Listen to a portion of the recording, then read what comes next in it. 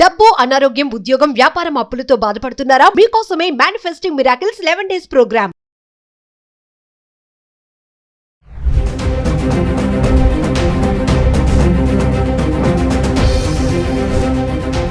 Hi hello నమస్తే, welcome back to Suman TV. ప్రస్తుతం మనతో పాటు ఉన్నారు consumers affairs committee chairman Mandari Krishnareddy గారు. నమస్తే సార్. నమస్తే సార్, అమెరికా ట్రంప్కి సంబంధించి మనం వీడియోలు చేస్తూనే ఉన్నాము. మరి కొత్తగా అమెరికాలో ఉన్నటువంటి భారతీయ విద్యార్థులను భయపెడుతున్నటువంటి కొత్త బిల్, ఓపీటీ బిల్, అది రద్దు చేసేసాడు. మరి ఏంటి సార్, దానివల్ల మన వాళ్ళకి వచ్చినటువంటి నష్టాలు ఏంటి? అంటే ఎవరైనా ఇతర దేశస్తులు అమెరికా వెళ్ళి చదువుకునే స్టూడెంట్స్ కానీ, లేక ఏదైనా రీసెర్చ్ స్కాలర్స్ కానీ, ఎడ్యుకేషన్ సంబంధించినటువంటి లైన్లో ఉన్న వాళ్ళకి ఎక్కువ భాగం అమెరికాలో ఒక విధానం కొనసాగుతోంది. సపోజ్ వాళ్ళు ఏదో ఒకైనా వీసా తీసుకొని అక్కడికి వచ్చి ఎడ్యుకేషన్ కంటిన్యూ చేయడం కానీ, ఈ రీసెర్చ్ స్కాలర్ ఇట్లా కంప్లీట్ చేసినప్పుడు వాళ్ళకి ఇచ్చిన వీసా పీరియడ్ ఏదైతే ఉంటుందో 2 years 3 years ఎంత ఉంటుందో ఎడ్యుకేషన్ దానికి సంబంధించిన రీసెర్చ్ వరకు ఆ పీరియడ్ ఉంటుంది. ఆ పీరియడ్ తర్వాత కూడా 1 సంవత్సరం నుంచి 3 సంవత్సరాల దాకా వాళ్ళు అక్కడే ఉండి జాబ్స్ చేసుకుంటూ ఇంకా ఫర్దర్గా ఆ రీసెర్చ్ లోపల ఇంకా ముందుకెళ్ళడానికి కానీ, ఎడ్యుకేషన్లో ముందుకెళ్ళడం కానీ, లేదా జాబ్ ఏదైనా చూసుకోవడానికి పాసిబిలిటీ కానీ దానికి తగినట్టుగా ఒక అవకాశం గతంలో ఉండేది. Minimum 1 year, maximum 3 years possibility కనిపించేవాళ్ళు.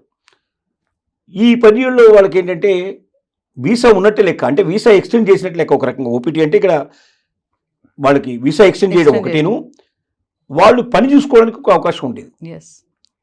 అయితే ఇది ఎక్కువ ఏంటంటే యూనివర్సిటీలో మాత్రమే ఈ పని చూసుకోవాలనేది, క్యాంపస్లో ఉండాలి.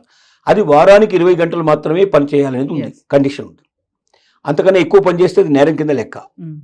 కానీ సహజంగా యూనివర్సిటీలో ఇంతమందికి జాబులు దొరకడం చాలా కష్టం. కాబట్టి ఏం చేస్తారు వీళ్ళు, యూనివర్సిటీలో కాకుండా బయటకు వెళ్ళి పనులు చూసుకుంటారు. 20 hours చేస్తే దానివల్ల లాభం లేదు కాబట్టి, ఎందుకంటే 20 hours అమెరికన్ సిస్టమ్ ప్రకారంగా చేస్తే, అంటే అమెరికన్స్కి ఎంత అయితే డబ్బులు ఇస్తారో అంత డబ్బులు మన ఇండియన్స్ కూడా ఇచ్చేటైతే 20 hours సరిపోతుంది. కానీ అమెరికన్స్కి ఇచ్చే దాంట్లో 1/4 1/3 మనకి ఇస్తారు కాబట్టి అది సరిపోదు. కాబట్టి ఏం చేస్తారంటే 20 గంటలు సరిపోదు కాబట్టి బయటకి ఎక్కువ గంటలు పనిచేస్తారు. ఈ ఎక్కువ గంటలు పనిచేయడం అనేది నేరానికి సంబంధించిన విషయం. అంటే అమెరికన్స్కు ఉద్యోగాలు దొరకకుండా బయట నుంచి వచ్చిన వాళ్ళు ఆ ఉద్యోగాల్లో ఆక్యుపై చేసుకొని తక్కువ రేట్లకు పనిచేయడం వల్ల అమెరికన్స్ రావాల్సిన జాబ్స్ రావట్లేదు, అమెరికన్ రావాల్సినంత జీతం రావడం లేదనేది అక్కడ ట్రంప్ యొక్క వివాదం. ట్రంప్ ఓపీటీ రద్దు చేయడంలో ముఖ్యమైన కారణం అది. ఇప్పుడు దీనివల్ల ఏమైందంటే లక్షల మంది విద్యార్థులు నష్టపోయే పరిస్థితి ఏర్పడింది. అంటే వాళ్ళకి చదువు అయిపోగానే ఇక వాళ్ళు వెంటనే మూటముళ్ళు సర్దుకొని వచ్చేసేయాలి, వెనక్కి రావాలి. ఏమాత్రం అక్కడ ఉండడానికి వీలు లేదు. గతంలో అయితే ఓపీటీ ఉండడం వల్ల మినిమం 1 year నుంచి 3 years దాకా వాళ్ళు షెల్టర్ ఉండేది. ఆ 3 yearsలో వాళ్ళకి యూనివర్సిటీ లోపల కూడా పనిచేసుకునే అవకాశం ఉండేది, బయట కూడా పనిచేసుకునే పాసిబిలిటీస్ ఉండేది. వాళ్ళు మొత్తం మీద అంటే యూనివర్సిటీ అని ప్రతిబంధకం పెట్టినా కూడా చాలామంది ఎక్కడ చేస్తున్న స్టూడెంట్ వీసా ఉంది కదా ఇతనికి, ఎట్లాగైనా 3 ఏళ్ళు 2 ఏళ్ళు ఉంది కదా వీళ్ళు చెప్పిన ప్రకారం ఓపీటీ ప్రకారం, కానీ ఎవరు కూడా పోలీసు కానీ ఎవరు ఆబ్జెక్షన్ చెప్పేవాళ్ళు కాదు. ఇప్పుడు ట్రంప్ తీసుకుని నిర్ణయం వల్ల ఏమైందంటే లక్షలాది మంది విద్యార్థులు వాళ్ళ ఇండియాకు రావాల్సిన పరిస్థితి ఏర్పడింది. ఖచ్చితంగా రాకపోతే ఇంకో మార్గం లేదు. ఎందుకంటే వాళ్ళని 1 month లోపల వాళ్ళకి ఈరోజు ఓపీటీ రద్దు చేశారు, 1 month టైం ఇచ్చారు. 30 రోజుల లోపల వాళ్ళు 80% ఇండియాకి తిరిగి రాకపోతే వాళ్ళ మీద కేసులు ఫైల్ చేసే అవకాశం ఉంది, వాళ్ళ జైలు పంపించే అవకాశం ఉంది, వాళ్ళ మీద రకరకాల యాక్షన్స్ తీసుకునే అవకాశం ఉంది, ముద్రేసేస్తారు. స్టూడెంట్స్నే కాకుండా సార్, అక్కడ ఉన్నటువంటి యూనివర్సిటీస్ కూడా ఈ బిల్లుతో భయపడుతున్నాయి అంటే ఏం చెప్తారు సార్? ఎందుకు భయపడుతున్నాయంటే యూనివర్సిటీస్ ఎప్పుడు బాగా కలకలాడుతుంటాయి, స్టూడెంట్స్ ఉంటే బాగా కలపడతాయి. స్టూడెంట్స్ని బయటకు పంపించడం మొదలుపెట్టిన తర్వాత ఈ ఓపీటీ సిస్టమే లేకపోతే అసలు ఎవరు చదువుకోవడానికి రారు. ఎందుకంటే మా చదువు అయిపోయిన తర్వాత కూడా ఇంకా 1 year నుంచి 3 years అక్కడే ఉండొచ్చు, అమెరికాలో ఏదైనా మంచి ఉద్యోగం సంపాదించుకోవచ్చు, లేదా ఫర్దర్గా స్టడీస్ అయినా ఫర్దర్గా ఇంకేదైనా సరే మా జీవితాన్ని సెటిల్ చేసుకోవచ్చు అనే ఉద్దేశంతో వస్తున్నారు. నీకు నీ చదువు వరకు మాత్రమే కంప్లీట్ చేసుకుని పోవాలంటే అమెరికానే రావాల్సిన అవసరం లేదు. ఇండియాలో కూడా మంచి చదువు ఉంది మనకు, ఇండియాలో కూడా మంచి యూనివర్సిటీస్ ఉన్నాయి మనకు. ఇవి కాకుండా అమెరికా కన్నా చాలా తక్కువ ఖరీదు చేసేవి, తక్కువ ఖర్చు అయ్యేటువంటి అనేక దేశాల లోపల యూనివర్సిటీస్ ఉన్నాయి, ఇంకెక్కడికైనా వెళ్ళొచ్చు. అమెరికాలో పర్టికులర్గా ఎందుకు వస్తున్నారంటే అమెరికాలో పార్ట్ టైం జాబ్ చేసుకునే అవకాశం ఉంది, చదువుకునేటప్పుడు కూడా పార్ట్ టైం చేసుకోవచ్చు. అలాగే చదువు అయిపోయిన తర్వాత కూడా 1 year నుంచి 3 years ఇక్కడ ఉండొచ్చు. మనం ఈ లోపల మనం ఏదో ఒక ఉద్యోగం సంపాదించుకొని మనం పూర్తిగా సెటిల్ కావచ్చు 100% అనే ఉద్దేశంతో మాత్రమే అమెరికాకు వస్తున్నారు. ఇప్పుడు ఓపీటీ తొలగించిన తర్వాత ఇక అక్కడ ఉద్యోగాలు వస్తాయనేది కల్లా, అక్కడ వెయిటింగ్ పీరియడ్ లేదు. మరి అలాంటప్పుడు ఎందుకు వస్తారు? కొత్త విద్యార్థులు రారు, ఉన్న విద్యార్థులు వెళ్ళిపోతారు, కొత్త విద్యార్థులు ఉన్నారు. మరి యూనివర్సిటీస్ ఏమైపోతాయి? నష్టాల బారిన పడిపోతాయి. చివరికి యూనివర్సిటీలు మూసుకోవాల్సిన పరిస్థితి ఏర్పడుతుంది. అందుకే యూనివర్సిటీస్ వణికిపోవడానికి కారణం అది, భయపడడానికి కారణం అదే మెయిన్గా. సరే, ట్రంప్ టార్గెట్ ఇప్పుడు స్టూడెంట్స్ అంటారా?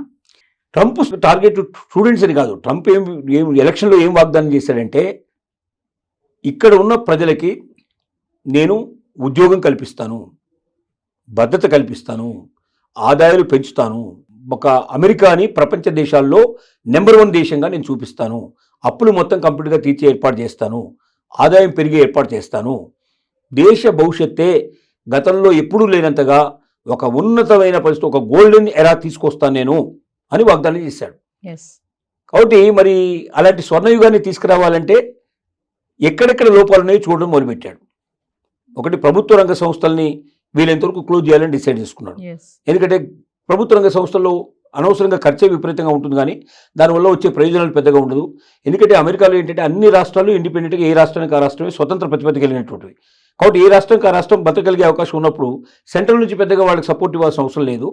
డబ్బు రూపంలో ఏదైనా ఇవ్వాల్సి ఉంటే డైరెక్ట్గా ఇచ్చేయడానికి పాసిబిలిటీ ఉంది. దానికోసం డిపార్ట్మెంట్ పెట్టి వేల మందిని పోషించి వాళ్ళకు అనవసరంగా శాలరీస్ ఇచ్చి ఇవన్నీ చేయాల్సిన అవసరం లేదనే నిర్ణయానికి వచ్చి వీలైనంత వరకు ఉద్యోగాన్ని తొలగించడం ప్రారంభించాడు. రెండోది ఏం చేశాడు, బయట నుంచి వచ్చిన వాళ్ళు, వలస వచ్చిన వాళ్ళు ఇక్కడ ఏం చేస్తున్నారంటే అందరు టెస్ట్ వేసుకొని కూర్చుంటున్నారు. వాళ్ళు ఇక్కడ ఇతరుల ఏంటి ఈ అమెరికా మీద వ్యతిరేకంగా కూడా కొంత వ్యతిరేకత కూడా కూడగట్టేందుకు వాళ్ళు తోడ్పడుతున్నారు. తర్వాత ఇక్కడ ఉన్న ఉద్యోగాలు తన్నుకుపోతున్నారు. ఇక్కడ వాళ్ళకు ఉద్యోగాలు ఇవ్వటం లేదు, ఇక్కడ వాళ్ళకి అద్దెకు ఇల్లు దొరకడం కష్టం ఉంది, ఇక్కడ వాళ్ళకి అవకాశాలు తక్కువైపోతున్నాయి. కాబట్టి బయట నుంచి వచ్చే వాళ్ళని ఎంత తగ్గించగలిగితే అంత అమెరికా సేఫ్గా ఉంటుంది, సురక్షితంగా ఉంటుందని అతను భావిస్తున్నాడు. సరే, ఏదేమైనా ఓపీటీ బిల్లు రద్దు చేయడం వల్ల మన స్టూడెంట్స్కి అయితే తీవ్రమైన నష్టమే అనుకోవచ్చు. 100% నష్టమే. విద్యార్థులంతా వెనక్కి రావాల్సిన పరిస్థితి ఏర్పడుతుంది. కొత్త విద్యార్థులు వెళ్ళాలంటే భయపడే పరిస్థితి ఏర్పడుతుంది. ఇక అమెరికా చదువులకి కొంతకాలం స్వస్తి పలకాల్సిన పరిస్థితి ఏర్పడుతుంది. అసలు వాస్తవంగా ఎవరిచ్చినా సలహా ఇది ఇస్తారు. ఎందుకంటే ఏ క్షణంలో ఏం జరుగుతుందో తెలియని దేశంలో వెళ్ళి దేశంగాని దేశం లోపల అక్కడ ఉండి అక్కడ ఒకవేళ ఉండాలనుకుంటే ఒక నెలకి ₹1,00,000 ఖచ్చితంగా కావాలి. ఒక నెలకి ₹1,00,000 కావాలి. అంటే తల్లిదండ్రులు పంపించాల్సింది తప్ప ఇంకో మార్గం ఏముంది? తల్లిదండ్రులు ఎంతకాలం పంపించగలుగుతారు? చదువు అయిపోయిన తర్వాత కూడా ఇంకా ₹1,00,000 నెలకు చొప్పున సంవత్సరానికి 12 లక్షలు 10 లక్షలు ఖర్చు పెట్టాలంటే ఎంతమందికి అవకాశం ఉంటుంది అది? కాబట్టి చాలా మంది పోరు. 100కి 90 మంది 95 మంది వెనక్కి వచ్చేస్తారు. ఒక 5% పీపుల్ 10% పీపుల్ మేబీ డబ్బు బాగా ఉన్నవాళ్ళు పంపించుకునే పాసిబిలిటీస్ ఏర్పడతాయి. Thank you sir.